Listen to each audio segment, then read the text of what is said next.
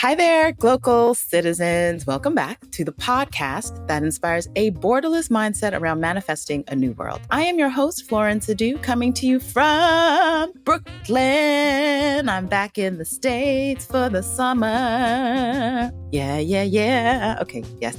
Bear with me with my singing, guys.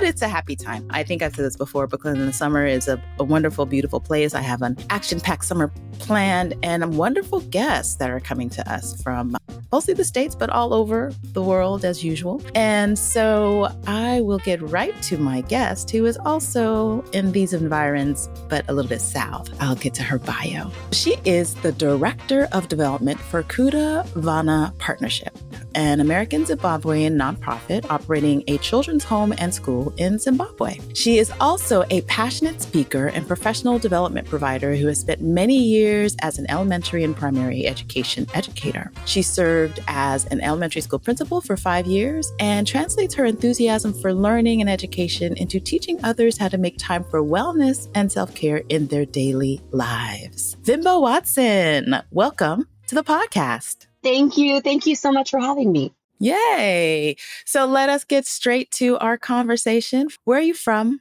Where are you local? And what is your craft? I love that question, where are you from? Because it's just such an interesting question for me personally, and I'm sure for many people. So I was born in Zimbabwe, the beautiful country of Zimbabwe. My family moved to the Midwest when I was 2 months old. So I guess technically I'm from Michigan, but I was born in Zimbabwe. And now I reside in our nation's capital, Washington, D.C. So tell us a little bit more. We're going to talk more about Zimbabwe in general, but where are your roots in Zimbabwe? So I was born in Bulawayo, and I still actually have a lot of family in that general area. I have some family in Zim, some family who've moved to South Africa, but yeah, generally around that side of the country. Okay, wonderful. And so I'm curious just about going up there and understanding what your mother tongue is. So did you start speaking, I'm not sure about the Zimbabwean languages, but was that your first language or was English your first language? So interestingly enough, because we moved to the United States so when I was so young, and English is actually the main language even spoken in Zimbabwe. So Right. My parents were also fluent by the time we moved to the US. English was my first language, and I don't fully understand like the neuroscience behind it, but I pretty well understand Shona, which is one of the primary languages in Zimbabwe. I can understand it. If someone's speaking to me in Shona, I can pretty much comprehend probably 90% of what someone might be saying to me, but I can't think in Shona. So I'm kind of like, as an adult, I've kind of been interested and intrigued in why that is and been trying to pick up more Shona phrases for me to just say rather than hearing someone in Shona and having to respond in English. So yes, English is my only language at this point that I'm fluent in speaking, but I do understand Shona pretty fluently, I'm pretty much able to understand someone speaking to me in Shona. Nice. So that means your parents probably spoke it in the house. Yes, they did. My parents spoke both English and Shona. And then, of course, when we went to school, we learned English. But yes, they spoke it throughout my childhood and even to adulthood now. Right, exactly. Yeah, I can imagine. So that's so interesting because thinking about what you said about you don't think in Shona. And so I rack my brain about being an educator, right? Because that's a lot of how you would think, right? I don't think in Shona, but I understand it. So let's talk about how a young lady from the Midwest, Michigan, finds herself in a profession that is something that's also very near and dear to me. I was once an educator as well. I think I'm a lifelong educator. So tell us about how you decided on education as your Actually, you didn't really tell us your craft. Yes. Yeah, let's go back to that. Let's talk about your craft first, and then we'll talk about the education piece. So currently I serve as the director of Kuda Vana Partnership, as you mentioned. And what we do is we provide support and care for some of the most vulnerable children in Zimbabwe, which is a cause near and dear to my heart. As you said, once an educator, always an educator. So in my job, I like to think of three of our main pillars or my main pillars in my position, which is I like to educate, advocate, and also fundraise. So those are my main prerogatives. That's what I focus on from day to day is I travel, I speak, I share with people the wonderful work we're doing. We like to say we're not your typical orphanage. So in Zimbabwe, we're a really small operation. We don't have like dorm style housing. We have like family style housing, but we do a lot of really great work. I think that's cutting edge. I don't know if that's a little cliche to say, but we have an on-staff psychologist. We have a social worker. We're really concerned with the entire development of the child, which, as you mentioned, I was in education before. Well, I mean, it's a little bit of a, I was in education. I still am in education, Right. but It's I a was continuum. right. It's a continuum, but I was in a formal position of being an educator, a classroom teacher for many years. One of my favorite things to teach was beginning reading in first grade. My first and second graders, that was like the funnest years I ever had as a teacher, was teaching first or second grade and teaching reading. And as you mentioned, our brain thinks in usually the language of our childhood or sometimes whatever is being spoken at home. And I had, I think, probably a unique perspective as a teacher because I was in a bilingual home as a child myself. And so when I became an educator, I had empathy for, the children who, we had a lot of Spanish speakers at one of the schools I taught at many years ago in Miami. And, just understanding that languages are so intricate and there's so much nuance and every language has its own personality. And even within languages, there are dialects. And so, yeah, it's given me a very global perspective teaching in different environments, as well as just my own personal experience that I brought to the table. So, yeah. So would you say your craft is as an educator? I think my craft, if it had to be a job position, like a title, a position, a name, it would be administrator, because I think I really, as much as I love teaching beginning reading. When I think of all the subjects I taught, just having a child understand words. I have a love for words. My father and my mother are both college professors. My mother in healthcare, my father in theology, but they taught me a love of words from a very young age. So I love that about education, but I really found my stride and my passion and what makes me light up is administrative work, making order out of chaos, creating systems, finding ways to be more efficient, working smarter, not harder, all those things that, administrators are known to do. And I joke all the time because a lot of people, when I was a school principal and even now in my job as the director of development, a lot of people are like, what exactly do you do all day? That sounds like a lot of paperwork. And I'm like, it's really funny that a lot of the aspects of any job I've been in, the thing I love the most is what most people run away from, which is just sitting down and thinking about problem solving and then finding the words for it and figuring out ways to effectively communicate that to other people. That is really my bread and butter. And so I think if I were to distill what I'm most passionate about, it's really administrative work and leadership, truly. Okay. I love that. I really like that. And, you hit it on the nose when you said it's born in the concept of problem solving. And so yeah, and the roles that you've taken on are clearly in that vein, right? Being an educator, solving the problem of getting people to communicate. And then as an administrator, solving the problem of organizing the education process. And now organizing the lives of children that are in need. So I like how that looks and sounds. So you kind of hinted at it. Having parents who are academics will always kind of, either you're going to run from it or you're just going to accept this as part of my blood. Yes. And so tell us, how did you get from, well, it's a good time to ask why the where. How did you come to be living, working, and playing where you are currently located in the nation's capital? Oh, wow. That answer is a little bit simpler, I guess. I married the military, I jokingly say. So my husband is in the Navy. So we go where the military needs us to be. And so that's what brought us to our nation's capital. But I will say it was actually on the top of my list of the choices we had when it came time to transfer recently within the last year or so. We were previously in Washington State. And for those who are unfamiliar with the Navy lifestyle, usually every 3 to 5 years, if you're in submarines, as my husband is, they transfer you to a Interesting. new duty station. And so when we were in Washington State, he was going on submarines very regularly for a couple months at a time. Now we're in Washington, D.C. He's actually on shore duty. So he goes Mm. into an office, which is a lot nicer than a submarine.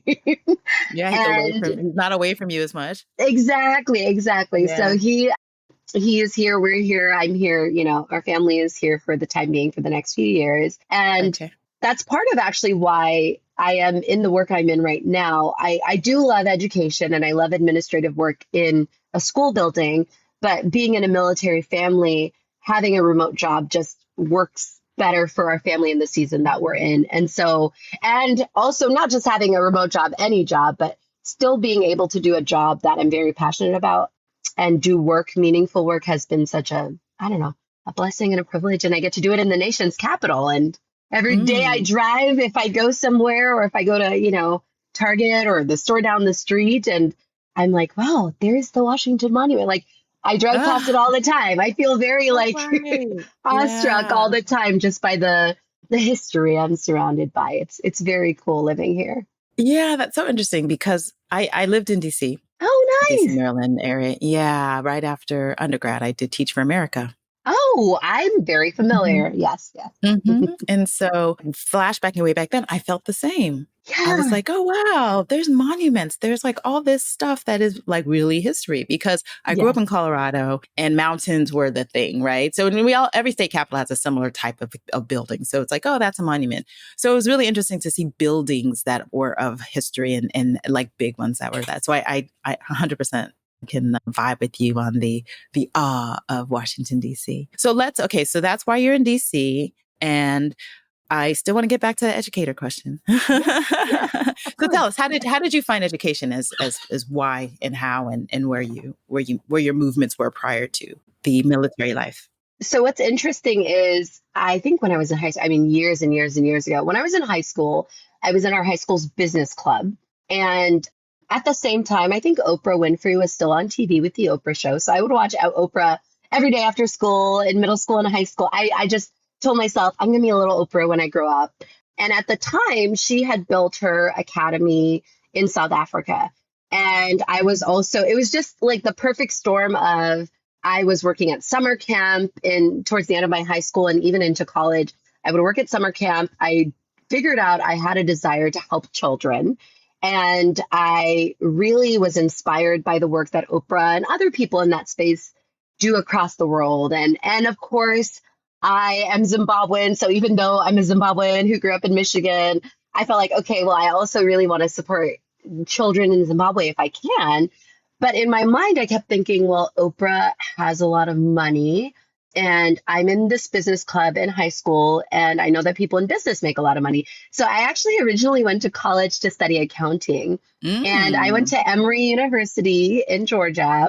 I had my heart set on it, but I was conflicted. I was pre-business, but I was also working in the Child Study Center. So I was like, well, I want to still be with kids, but I just want to be a millionaire so I can like fix the problems with money. Yeah, I had a very like specific way I was going to change the world.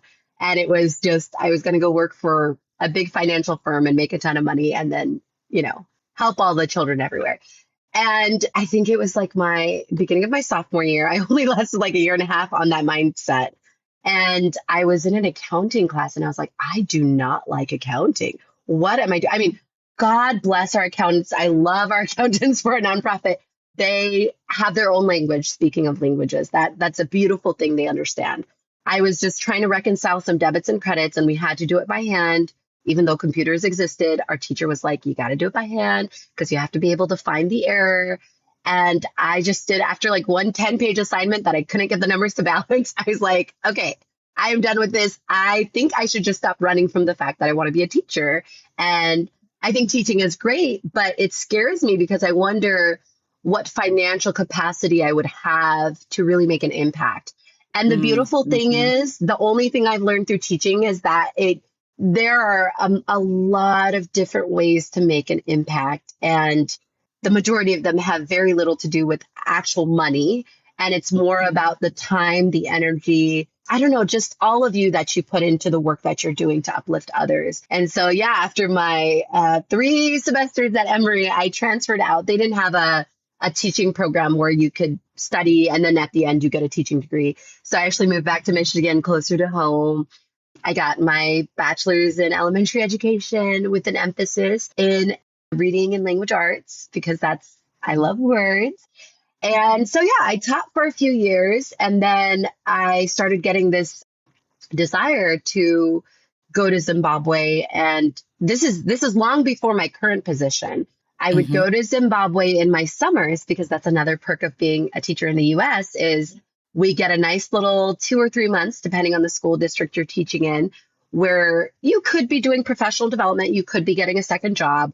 I was choosing to invest in work in Zimbabwe. And because I still have family members there and contacts there, I said, please help me find a school. And so I think it was 2015, 2017, 2019. I went 3 different times. I was bootstrapping. I was Googling, how do you fundraise for work there? So I started my own nonprofit here. I fundraised here in the US, and which was basically consisted of me making Facebook posts and asking my friends and families, hey, I adopted a high school in Zimbabwe. I'm helping the kids there get clean water, get books.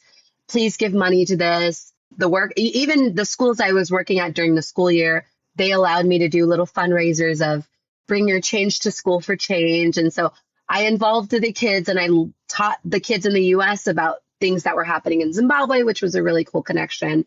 And in that way, I mean, my mind was really opened to the fact that if you are intent on doing something, where there is a will, there is a way, even if you don't have Oprah's bank account.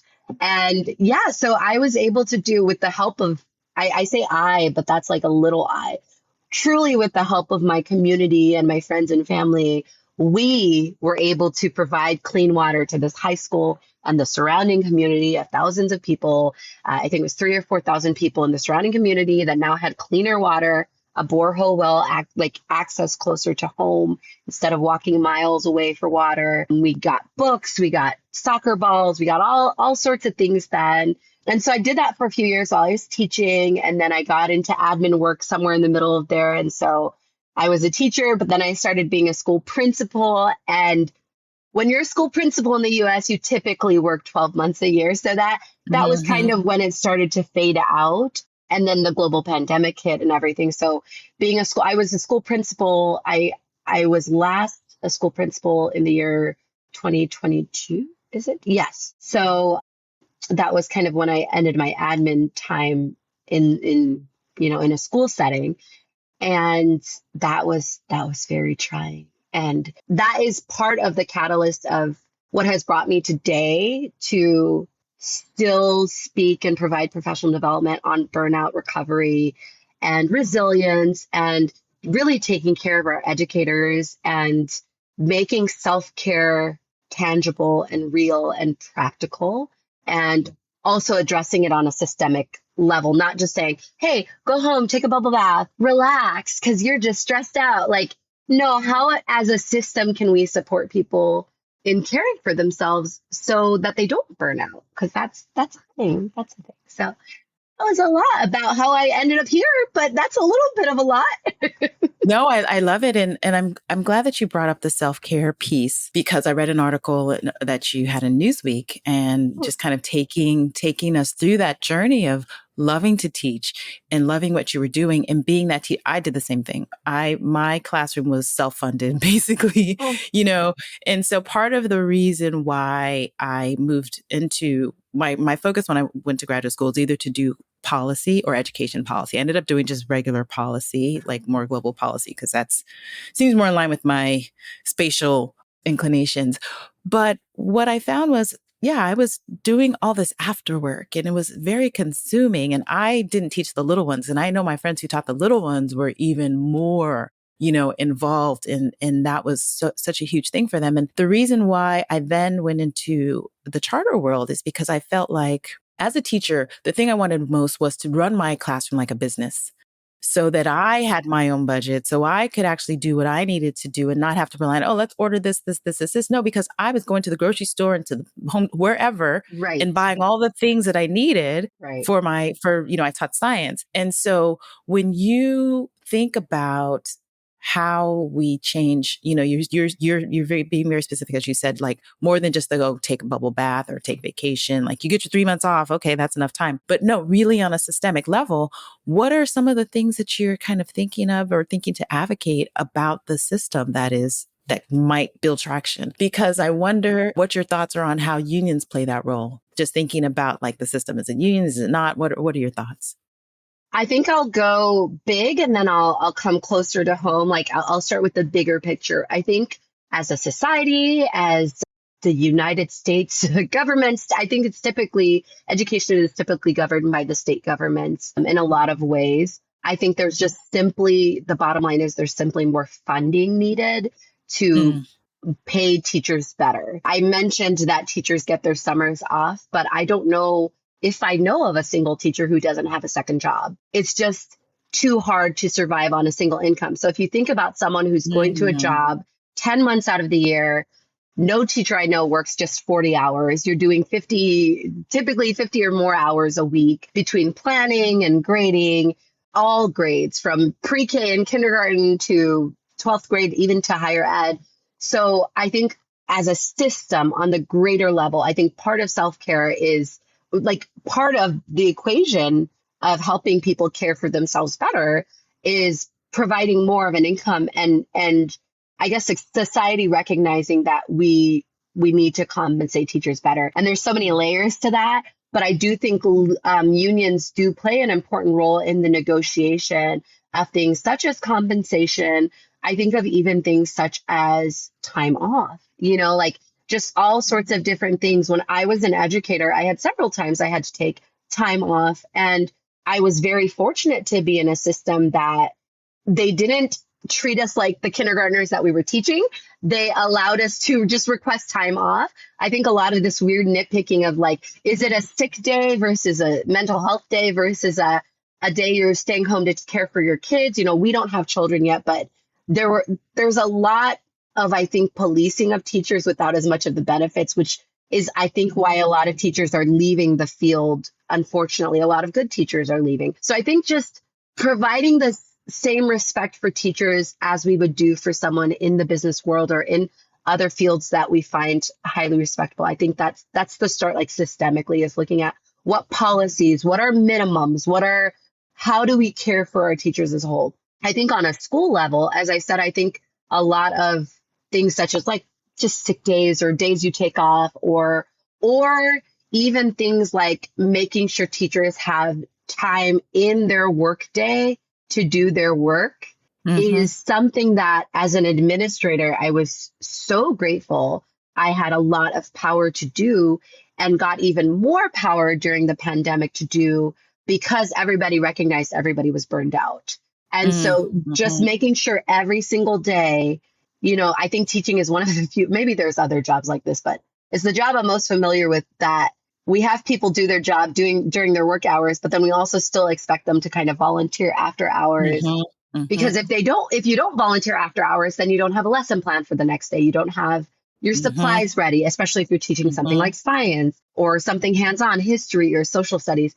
You've got to find the YouTube video. You've got to get the baking soda and so I think on a school level, my advice to any superintendents or principals or school board members or concerned parents would be to advocate for your teachers to be able to have time during their work day.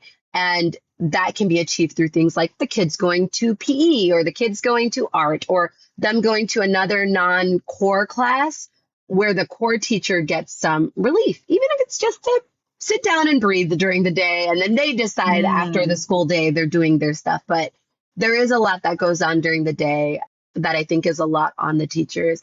And then finally, at the individual level for teachers themselves, and this is a little controversial and it's kind of gotten me into some hot water when I've gone and done professional development, but I have asserted this and I think I still stand by this. you can't self-care yourself out of a toxic situation to some degree. Mm, So that's mhm. something I've had to realize for myself, for some friends I love dearly who've asked me for advice. I'm like, not every school is healthy and not every Right. school values the teachers. And it's not that that's a bad way to put it. I think sometimes schools just value things more than the well-being of the teachers without realizing that if you have a really strong teaching staff, you are able to reach your academic goals. You are able to, if you're a private school, increase enrollment. Whatever your goals are, you can reach them if your team is taken care of. And I think some schools kind of mix up that order. So my advice is analyze your situation as a teacher. Make sure you're working in a system and for leaders and leadership that value your input, that recognize that you are a human being and that it's important if you're sick that you get to stay home when you're sick. I think that's the one positive takeaway that I've appreciated in education, I think, is that after the pandemic, we were a lot less policing on sick days because it was just like, you're sick, Mm, please stay home. You've got a fever. mhm, Whereas before, I feel like people are like, oh, you have a fever? How bad is that fever? Can you still teach mhm. through your first period? Because we don't have a sub for you. So there are layers. There are layers. I don't know that we're humans. There's never going to be a perfect system. But if you notice some red flags, like you aren't even allowed to take the days you're entitled to, I don't know if that's the school for you. If you notice some red flags, like your days are limited, you only have 5 days. I think it's pretty standard to have at least 10 during the school year. Maybe just things to think about. If you notice that it's expected that you're always going to be on call, that is something that got a little blurry during COVID because we were teaching virtual and we were having school virtual. And so kids were at home. And so sometimes they would send you a message on the portal at 7 p.m., even though you just spent all day teaching them online. Mhm, And teachers, I mhm. think, in some ways we're still coming out of a lot of the impact of what 2020 brought, but making sure you're able to assert, no, after 5, after 4, after my contract hours, that's my time with my family, or that's my time with myself. You don't need a kid at home screaming for you to have an excuse to not be on all day. So, yeah. Right. I like that, a lot of the points that you brought up. And so when I think about it, I was listening to someone tell about how their child was saying, look, telling their parent, look, this is a classroom in the 1800s and this is a classroom now. And it hasn't changed. And so, and for the most part, we really haven't changed the physical environments that we're educating young people in. And so I don't know if we're really expecting differences. And there are some environments that are changing and being more innovative. And typically that's more on the higher, the secondary level where you see a Yes. little bit more fluid movements. But thinking about that, because one, just again, referring to the article, when you took a step away from administration and then you just went back to teaching and you were teaching for half a day, and Yeah. then life became a whole different situation. So Yes. I'm thinking, well, maybe we need to rethink how we staff classrooms because maybe it is that half a day is about as much time as you need to be in front of children. And so then they're also widening the net of that village that is educating our young people. And so, just kind of rethinking and invigorating the idea of like, you have fresher teachers, you have fresher content, and you have this village that they can go to and get value in many different ways. So yeah, I just, it was just a thought, but I say that as a segue into you're now in this new position, Mm-hmm. which rethinks another age-old spatial situation, right? And so Yes. tell us about your new role. Tell us about Kudavana, and you traveled from you started you laid the seeds, and now they're basically blooming in a Yeah. different way. So tell us about that.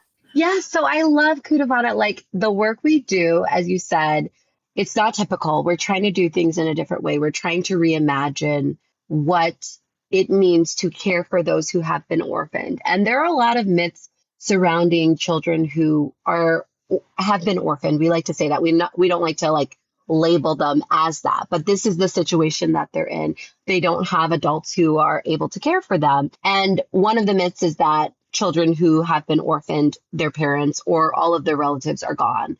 And that's just simply not true. In a lot of cases, we do actually a lot of preventative work and we try to help families stay intact because in a lot of cases, if the family member or the adult, whether it's a parent who has, didn't live with the child or an aunt or some other relative, were given the supports, the food support, the money for education, they could actually care for the child in a home-based setting and family-based care. And so even though we exist, we care for, our campus can support up to 50 children, all the way from newborn. We are in our area, we are the only campus. We operate outside of Mutare in Zimbabwe, and we are the only campus in that area that is able to receive children who are newborn because we have a maternity home with caretakers who are trained to care for newborns and children under 1 and under 2 years old. Typically, if a family, going back to my other thought, if a family is provided with that support, they often are able to keep a child in family versus what happens. So our process is the Zimbabwean government will contact us, our children's home, if they've received a child. And I'll give you an example of a story. A girl was living with, this is a true story, a girl was living with her mother when she passed away, and the father wasn't physically, they had not been able to find where this father was. And so the social services from the Zimbabwean government brought the child to Kutavana because we are known, our care is phenomenal. They're like, hey, can you provide a home for this child? Do you have space? And we did. However, on our end, we have a school on campus. We care for our kids. We feed them. We have a loving environment. But we strongly believe the best place for a child is in family-based care. And ultimately, if it's able to be a family member who they're related to, and we can place them safely in a home, that is our aim. And so right away, once that child was placed at Kutavana, we did our own research. We did our own DNA testing. This is part of the stuff I fundraise for because DNA testing is not cheap in America and Zimbabwe. Right. Like, yes, it's not a very cheap process. And then we do site visits with our social worker leaves the campus and he goes to the home of the aunt we have identified. And then you start evaluating, is this a safe environment for the child? Even if we give you money for food and we give you money for school, is this a place that the child will be safe, that they, will be nurtured and loved? And then that process, I mean, it's not usually just over a few days or maybe even weeks. It might take up to a few months. But when that is identified and we have provided that family member, we offer trauma-informed care training. And so we really try to equip this person with the best tools that they can have to care for this child. When that process is done and the child is, effectively in that new home, we still have follow-up. We're just wanting to make sure those children that we place in family are okay. And that's in addition to the work we're doing of caring for the kids that are on our campus, that we've gone through that process. And even then we haven't been able to identify an adult who could care for them. And then now we're just seeking out, are there adoptive families in the community who could care for them? So talking about it just makes me so excited because I'm like, this is so great. Kids have so little options a lot of the time. Yeah. You don't choose the family you're born into. I didn't choose to be born to, the running joke in our family is my dad has 7 degrees. I think my mom has like 4 or 5. I have my master's, but every day it's like, they don't do this anymore. But it used to be like, when are you going to go get, become doctor? And I'm like, I feel like I have enough degrees, but I didn't choose to have, be born to parents who have a dozen degrees or however many degrees they have, in the same way that these children didn't choose to be born into the families or the circumstances that they were met with, at whatever age that we get connected to them. So it excites me that we can help them then have the resources they need to survive, to thrive, not just survive. I kind of combine those words, but to thrive, not just survive. So I'm curious about the business side of the DNA and then also the funding of providing the funding for food and care outside of the children's home. So how does that work? And how did that become part of the business plan of the organization?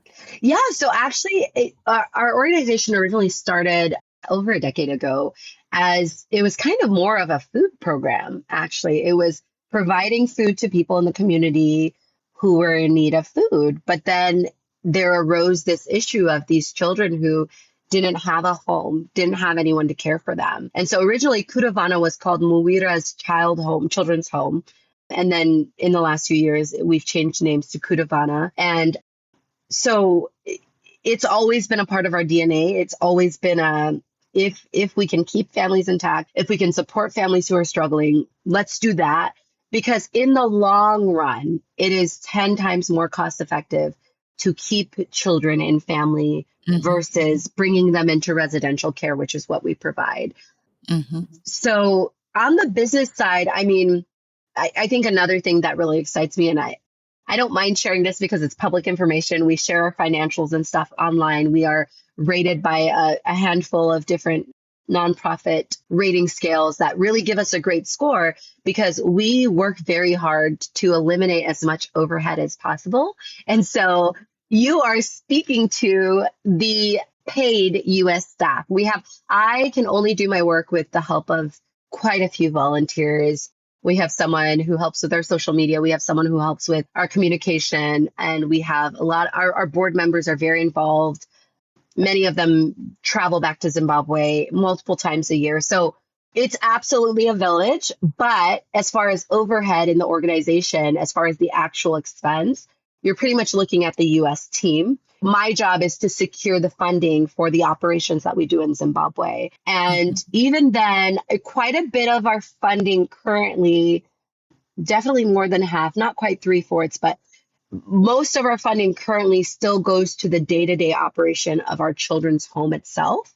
And then the additional goes to our food program and our Thrive Farming program where we grow a lot of our own food and then we provide it to families in the community. We also have another program I haven't really touched on yet, but it's called our Youth Transition Program. And a common issue we were noticing or identifying was years ago, our children were growing to be 18 years old. And once you're 18, you are no longer a child in America, in Zimbabwe, wherever you are. You're no longer a child. You're now an adult. But the issue is now you're an adult, but you don't have like support. So like me, when I went to college, my parents helped me finance that. My parents helped me get a degree. My parents supported me in becoming a teacher. And even they supported me in becoming a principal with my master's, so a lot of us tend to have that additional support if we have, parents who are in our lives. And our children were leaving our home and we were like, well, just like any family would support their child's ambitions if they love them and care for them and are able to, we want to be that supporting family to our children, even into adulthood. So we have young adults who are 18 to 23. We've got a couple girls I know right now studying nursing in Zambia. We have a boy who's doing pre-law in Zimbabwe. So a lot of the kids, we've got someone who he learned to be a carpenter. He currently works as a carpenter now in Zimbabwe, a photographer. So the kids, just like I was like, oh, I want to do accounting, but now I want to do teaching. We sit down and talk with them when they become adults and we say, what is it you want to do and how can we support you in this? And so that is becoming a place of increasing expense, yes, but also a place of increasing investment for us as an organization. And even now, as we're gearing up, just thinking about what our needs will be, even in years to come, we are starting to shift more towards that and also towards trying to help our children find family-based care. So placing our kids in family, helping them get adopted into loving, safe families, and also, even just that preventative work we do. So we're kind of in a little bit of our mission remains the same. We're caring for vulnerable children in Zimbabwe. We are doing the best we can with that.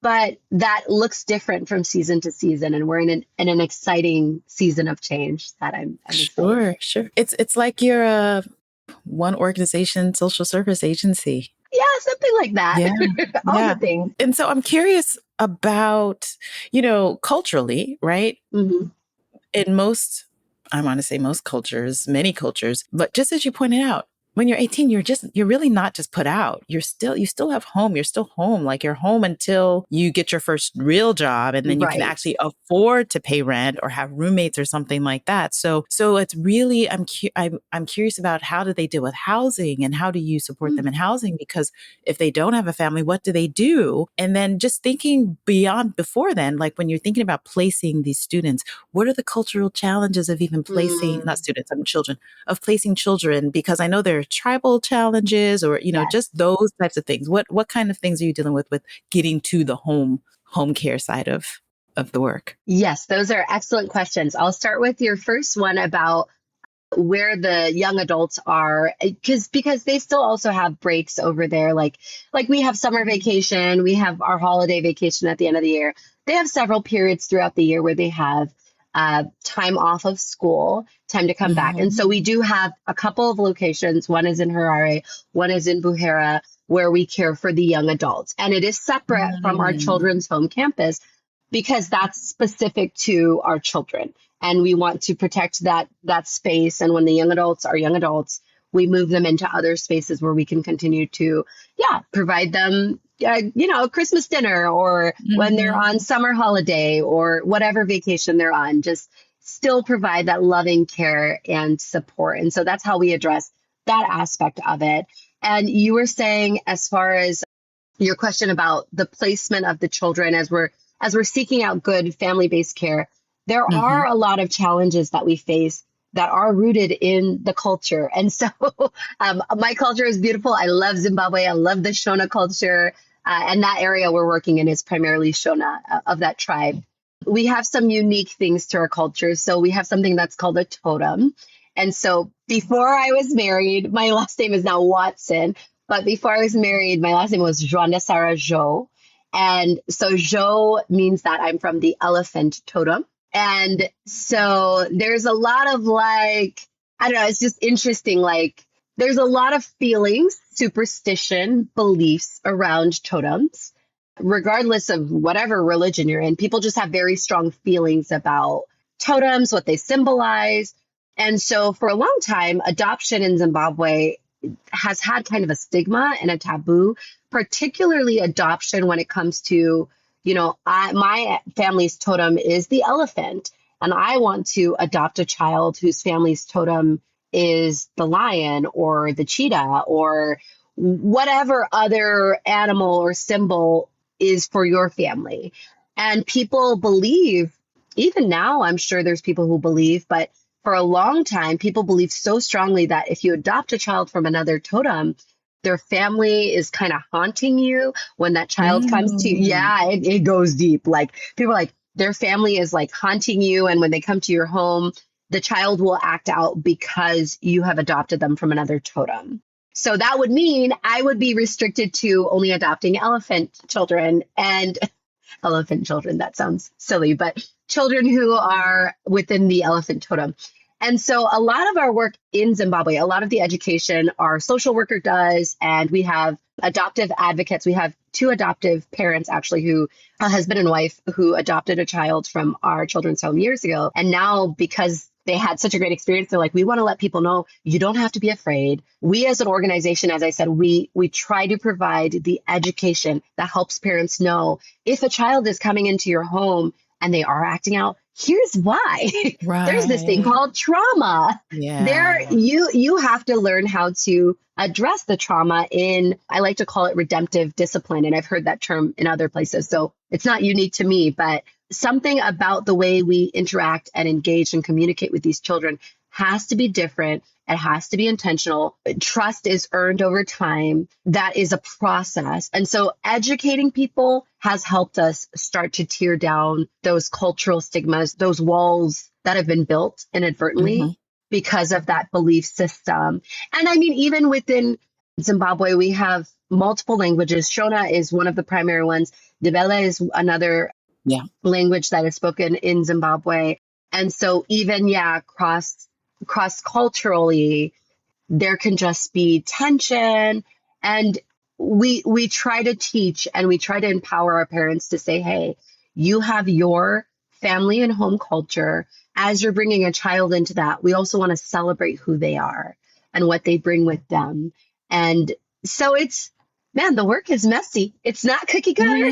It's Yeah. there's no Yeah. one easy answer about it, but we're in the work, we're in the trenches. We are identifying things as we can if they're issues, and we're trying to provide solutions. And yeah, we didn't always have trauma informed care training, but now we have trauma Mm-hmm. informed care training. So when we know better, we add it as we can, as we're able to. So yeah. I like that. So let's talk about Glocal speak. We're Yeah. talking about Zimbabwe and being in with, really going in with the work. So we want to hear what you hear. So if you can share a word, a phrase, or a saying that is a meaningful part of your local experience and why or how you come to value it as a Glocal speak. So this can be anywhere you consider yourself local, in the work, wherever. So tell us what you hear. So the word I have chosen is shamwari, Okay. and it is a Shona word, but I think Um, it not only encompasses, like, it not only summarizes my work in my position and my calling in Kudavana, but also just who I am as a person. So shamwari means friend in Shona. And I am so passionate, a side passion that I don't know if I'll ever put on a biography, but a side passion, or it's not a side passion, it really is who I am, is I'm just very passionate about friendship, and very specifically building genuine community, because I actually think that's what changes the world. I think our mhm. connections, our encouragement of one another, we talk about all the things either Kudavana has done or even I've accomplished as an individual, or the lives I've touched or whatever, and that's only possible because of the community and the friends and the connections I have had a privilege of being a part of. And so I don't know, I just read so much about it. I recently read a book called Platonic, which is really, really phenomenal. And I don't know, just the more I read about it, a lot of Brene Brown, the more I read about relationships and what connects us and what helps us feel like we are living fully, it really comes back to friendship and Mm, having those relationships that say, hey, whoever you are today, however you're coming to me, I accept you. It doesn't mean you have to stay that way. It doesn't mean we have to stay, mm, janky mm, or with our flaws, but a friend really loves and cares and accepts you. And even in the work we do at Kudavana, we really want our kids to know that they have a space, they have a place to share connections among each other, to mm, be loved and mhm, cared for by others. And then even the work I do here in the US in sharing our work, I invite people to become friends of Kudavana. And I don't just say that flippantly. I've really been getting to know our supporters and saying, hey, you know what? You've been supporting our work for 10 years. Wow. Thank you. That means so much. Like, your friendship, your connection to our work is the only reason we're able to have this girl who's studying nursing in Zambia right now. It's the only reason mm, when the social services brings us a newborn and says, we literally within the last couple months, we have received a child. She's so beautiful. She's a year and a half old. She's just so precious. And the only reason we're able to welcome her with loving arms is because you have partnered with us. And so shamwari, that's my word, I think, of 2024, or just my okay, life, is sure. friend. Yeah. All right, Shamari, I like it. I like it. And I wanted to ask, what does Kudavana mean? If you can share that. Oh, yes, of course. Thank you. Kudavana means loving children in Shona. Yeah. Okay. Yeah. Yes, yes, yes, yes, yes. So we've got some great Shona words to add to Yes. our understanding I love it. of Shona. Yeah. So let's talk about mindset. So I like to ask what your mindset hack is. So you've mentioned friendship, and a lot of what you've been through and your experiences. The idea of friendship. I was just doing my research, and I see that in your ethic is like finding friends, and you've moved recently. So the idea of building friendships and being someone who moves a lot is really, it's an effort that has to be made. And I think we don't all know how to, but I love that you are making an effort to share that part of your story. But that's an aside. I'm not trying to steer you in your mindset hack, but we're curious. We want to know how you hack your mindset. So if you can share a practice that you do, one that you can imagine, or one that you've heard of. Yeah. So have three practices that I try to do every day if possible. And the first is I always start my day in my prayer journal with just all the things I'm grateful for. And I used to stop myself at three. During the pandemic, I really had to start making that list because if I understand correctly, and this is totally Googleable, so you can check this is a real fact. If you write down three unique things you're grateful for every day, after I think it's just a couple months, your brain chemistry is permanently altered for the better. Mm-hmm. So I know that gratitude has an impact on who I am. And the harder of a season that I'm in, the more grateful things I try to encourage myself to write down because, and some days it's as simple as I am so grateful I have clean water because I work in a region where sometimes that is a struggle, So my first practice I try to do daily is I just ground myself in all the things I'm grateful for, because if you look at what you don't have, you will always find something you don't have. But if you look at what you're grateful for, it'll help you really move forward in a good way. And the second thing, I found this on a random TikTok, but I've started doing it recently, is every day I write down something I am proud of for myself from the day before, or, if I'm writing it later in the day, from that day. I do this because, the person on the TikTok said they did this, and then within a year they started their own business, and it gave them the confidence and the courage to do things.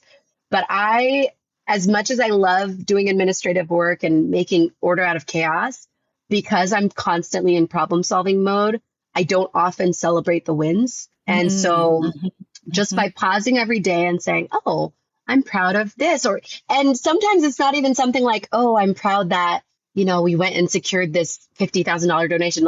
Sometimes it's not as tangible. Sometimes it's just, oh, I'm proud that I gave myself grace to not walk 3 miles yesterday because I was so tired. And that was me listening to my body. And so that practice has been, I've recently started that within the last few months, but it's really helped me, I think, to have a more accurate view of myself and not always be my own worst critic. And the third thing I have only, I think just in the last few weeks started doing, but I realized this is my first time in, I think, I don't know, probably in my entire working life that I've worked remote and that I haven't physically had to see people besides my family and the people I live with every day. And if you haven't noticed, am an extreme extrovert. So I get all my energy from people. And so my third practice that helps me with my mindset is every day I try to make a human connection. And on a good week, 2 or 3 times a week, I'm actually meeting with someone in person for lunch, for dinner, just to connect, not a networking, what can you do for me? No, a real, how are you? What are you doing? What's going on in your life? How can I support you as a friend? And the privilege, I think, of being in the military community, there's a lot of detractors from the outside looking in, oh, you have to move so often and things like that. But because of that, you can make friends with other military people who know exactly the struggle you're in.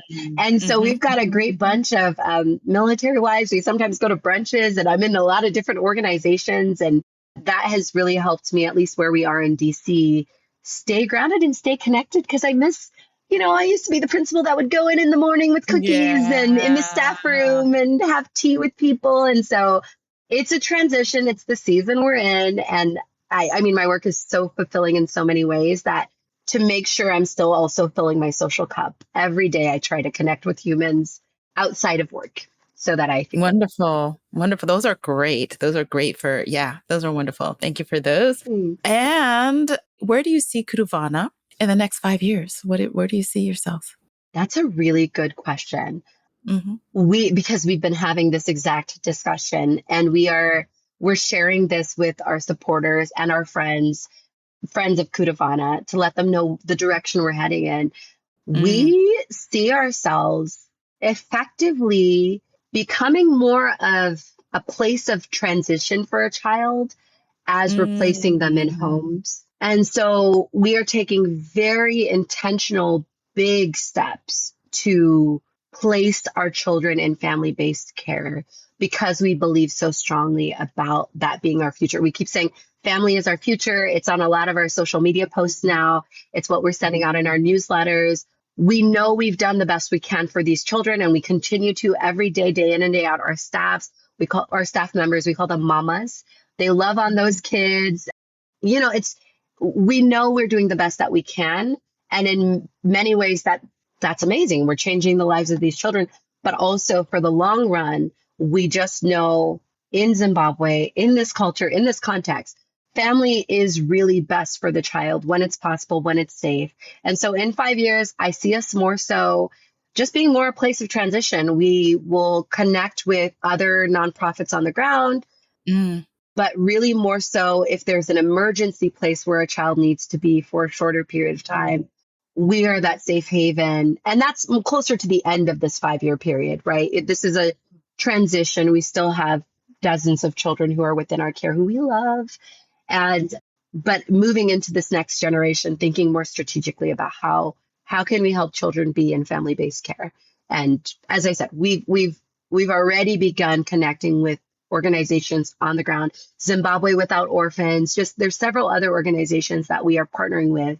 The hope of like other organizations that do great work like this in our space to make this a reality, because you can't do it alone. Right. And so I definitely see that as I was saying, a social service agency. So it's really the agency of an organic grassroots agency that is connecting with people. Yes. Because the place where is your biggest resource is each community. So you're really relying on this idea of we are a village that needs to take care of our children. Yes. So I love that. I love that idea. And I wish you so much fortune and prosperity and all those things, like raise that money, get that done. Because my feeling now looking at the world is that everything is grassroots now. We really have to figure out how we are solving our own problems from these big societal challenges, because you mentioned that the government called and asked.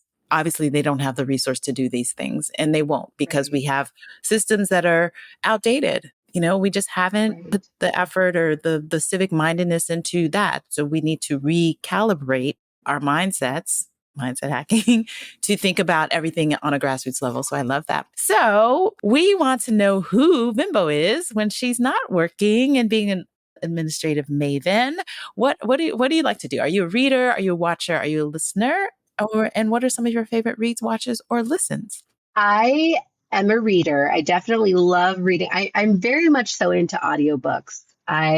This has been the case for the last, 2-3 years, even when I was a school principal. I love it because I can do it when I'm on a walk. I do like to try to take a walk at least a couple times a day, especially working from home now. I'm like, I got to be very intentional about moving my body. I just feel better when I do that. What else is interesting about me? I love burgers. That is very random, but I love a good burger. That is just my favorite food ever, ever, ever.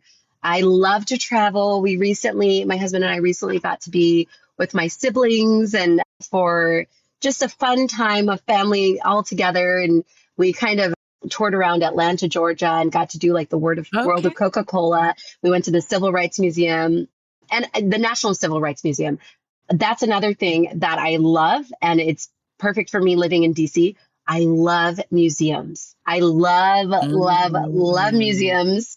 We were really good about it when we first moved here. Like we had a week where we just blitzed and we went to a bunch of places, and then now it's kind of slowed down because you're like, it'll always be there, but it won't. So I just like being out. I like people watching. I like people. I love people. Sure. So yeah. Sure. Now you mentioned one book, Platonic.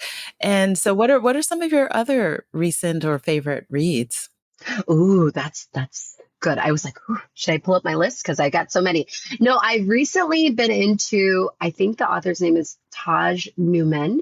This is a fiction book. She has one called Drowning and another one called Falling. And I just really like action. It's like a airplane drama book. It's a great book. Both of those are great to listen to on audiobook because they're just like you're on the edge of your seat. So I used to be a big nonfiction self-help junkie. So if it is a nonfiction book, I have read it. I love it. I love Atomic Habits. Anything from Brene Brown. I think she has, what is it? The Gift of Imperfection. I haven't read that one in a while. Oh, you know what? One of my all-time favorite books, and I mentioned that, well, I have two. Okay, now I'm thinking of my two favorite books. One of my all-time favorite books, it's called The Art of Gathering by Mm-hmm. Priya is her first name. Her last name is escaping me right now, but The Art of Gathering. I read that book twice, and it is all about how when we meet, whether it's a board meeting or a wedding or a party or a retreat, we should always meet with intention. And she goes through the steps of like party planning and how Mm-hmm. your gathering always starts before your gathering even starts. It starts with the Yeah. invitation. And so Yeah. I read it once just like because a friend recommended it. And then I read it before we planned our wedding a few years ago. And it was Mhm. the greatest thing ever because my husband's American, I'm Zimbabwean. So we were doing a cross-cultural wedding. It was just great for Mm. us to be on the same page. So The Art of Gathering. And then the other book I love is called The Lazy Genius by Kendra Mm. Adachi, I believe is how you pronounce Mhm, her last name. mhm, mhm, mhm. It's how to be, she always says this, so this is her tagline, even she has a podcast too, how to be a genius about the things that matter and lazy about the things that don't. And that is a mantra I Yes. now happily embrace. I love it. I love it. Those are great. They'll be in the show notes. Thank you for Yay! that. This has been a wonderful conversation. We could talk for hours, I can already tell. Yes. But alas, we must sign off soon. So, do you have any last thoughts you'd like to share with our audience today? Yeah, when I think about all of the different things we've talked about today, I think if someone's listening to this right now, wherever you are in the world, or, if you're here in the States and you're feeling maybe alone in what you're going through, or you're like, I'm listening to this and I don't know how to affect change, or I don't know how to achieve the goal I'm reaching for, I would just encourage you to reach out to those who are around you, those who are in your local area. And they may not look like you, they may not sound like you, they may not have the same background as you, but I've just found that so much of, I don't know, I save myself a lot of trouble and even just a lot of discouragement when I start just sharing with those around me what I'm going through, because 9 times out of 10, people are very helpful. People have gone through very similar things. People are very encouraging. They may have resources you don't know about. And I think that just tends to be the reality of, I don't know, the world we live in. A lot of people are willing to help. So I like Mm. to focus on the good. Mhm. I like that. Thank you so much. Yeah. Thank you so, so much. And where can we find you? Oh, I am everywhere now. On Facebook, Instagram, LinkedIn, I'm at Vimbo Watson, Okay. Vimbo, and Watson is spelled. I used to have to spell my last name, but now it's just 2 syllables. It's So very phonetic. yes, Vimbo Watson. I am at Vimbo Watson everywhere. Instagram Sure, is where I'm sure. probably most active. So Okay. Then that'll be in the show notes as well. All yeah, right. Thank you. Thank you again. thank you. All right, Glocal citizens, this has been another episode of the podcast. You can catch us Tuesdays with new episodes at glocalcitizenspod.com or wherever you get your podcasts. Please like, share, subscribe, leave us a review. You can leave us up to a 5-star review on Apple Podcasts, Spotify, a thumbs up on YouTube. Please catch us there. And until next time, bye for now.